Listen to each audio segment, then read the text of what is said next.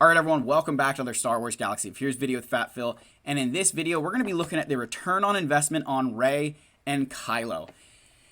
I have some hot takes here that these are two characters right now that if you're in that, middle, early game, even like approaching that late game, I would not be investing in these characters because at the current state of the game, they're not going to offer you enough outside of their performance.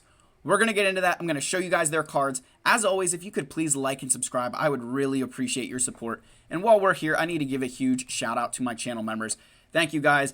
I love all of you. Hopefully you are all on stream to be able to see me play not only Dad, but also be a Star Wars Galaxy of Heroes creator at the same time. So I really appreciate everybody who's joining streams. But let's get into this. Let's talk about Rey and Kylo, and let me be prepared to just defend myself in the comments after this take. So let's get into the game here. Here are our game cards. Here's the two cards side by side. As you guys will see, I gave Rey an overall of a 97 and Kylo a 96. Please eviscerate me in the comments right now. Yeah, cue the comment hate. In PvE, right, when we go we're going to go in order, right? PvE first. Rey gets a 95 and Kylo gets a 97. Kylo is far superior in PvE than, or not far superior, he's a little bit more superior to Rey in PvE, in my personal opinion. I think where that comes into play is that Kylo with his First Order team, you don't need a lot of tweaking to get a lot out of Kylo in territory battles, where I think Rey, you definitely need some other mechanics at play to get that to work. Now PvP, they both get a 97. Rey on offense is where this is really coming in. As much as players use her on defense and everybody beats her with Starkiller, or you're like, oh, I used General Skywalker, this team. I understand that, but if you use her on offense, she basically handles every single Galactic Legend. So, just like Kylo, where Kylo can kind of handle every single GL, Rey can do the same thing. I'd actually say Rey on offense is probably a little bit better because of the control it offers you against certain GLs. So they get the same rating there, and this is, again, assuming you're using the best team with them. This is not counting that, like, oh, well, I use Kylo with First Order TIE Fighter pilot. Like, no. And this is assuming that you have Ben Solo for Rey. I do need to make that statement known. I cannot separate them, because otherwise people are going to hate me when I would rate Jedi Master Kenobi below General Skywalker. So, we're getting that out of the way now that we're assuming you have Ben Solo here with Rey. Now, gear-wise, right, GER, in gear, Kylo is a little bit easier to gear than Rey. Not substantially enough that it should make a huge difference in your account, but enough that it's worth mentioning. Now, the Rex. I like Rey's requirements far more than I like Kylo's. In terms of fleets, while Kylo's fleet can punch up and beat the Executor if Houndstooth is starting, Rey's fleet, I feel, is a far better one. It's one of the best cleanup fleets in the game. It's a, solid fleet for cleanup. But where she really, I think, shines is that Zori Bliss, with her requirements, is a, force to be reckoned with. Just this insanely good team. I just find that her requirements have kind of got better homes. You could use Rey without any single one of her requirements with some other characters. And her requirements make some very good teams, even before Zori, but with Zori they get better. She also does have some stinkers, like Rose Tico. So, we're going to get that out there. With Supreme Leader Kylo Ren, where I really ended up docking him, is that the Omicrons put onto First Order TIE Pilot and Captain Phasma for their respective game modes can make them very good, but they are susceptible on defense to certain counters that are what we would consider cheap.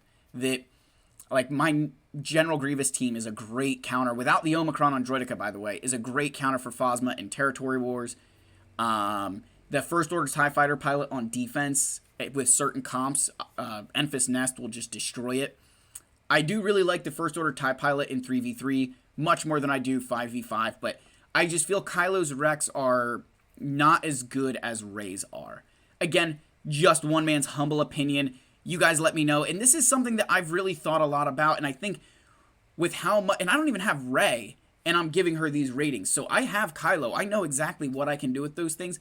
It's what I see people being able to do with Rey's Rex that, really lights them up. And you're also getting BB-8 there, who's a very versatile character with droids and resistance. So he's, really good. Now, Kylo is much better in overlap than Rey. you're getting a much better score with Kylo here, with 2 characters as overlaps, with Emperor Palpatine being needed for Sith Eternal and Sith Trooper being needed for Leviathan, while Rey only has JTR, who's required for Jedi Master Luke. But this is the big reason why you cannot be investing gear into these guys. There's no overlap. Yes, they're very cheap. They're the 2 easiest Galactic Legends to gear. They're the 2 easiest. But they don't help you with enough stuff. They don't help you get to that next GL like a lot of these other ones do that we'll cover in other videos. So make sure you guys stay tuned and subscribe to see those things. But they're just, you get them and then you're done. They're not like a build. They don't really help you build that next thing. You've got to kind of start from scratch again.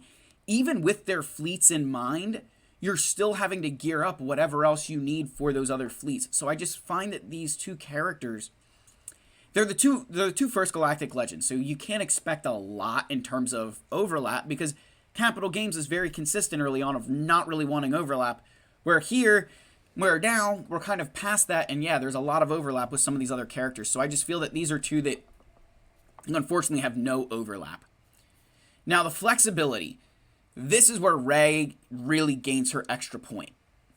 The amount of compositions you can use with Rey to get certain desired results is just insanely different than Kylo Ren.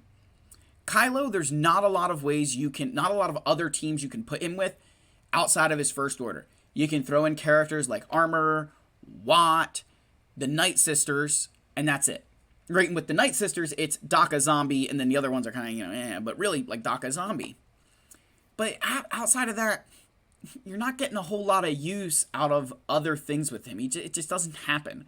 Whereas with Rey, you can use Jedi with her. You can use Bad Batch. There's so many different teams that you can put with Rey to get really good results in every game mode that I feel Kylo kind of struggles with. He really likes those First Order characters, where Rey, she likes Resistance, but her kit is much more designed as a light side Galactic Legend compared to what I would say with Kylo, where you really like those Resistance characters.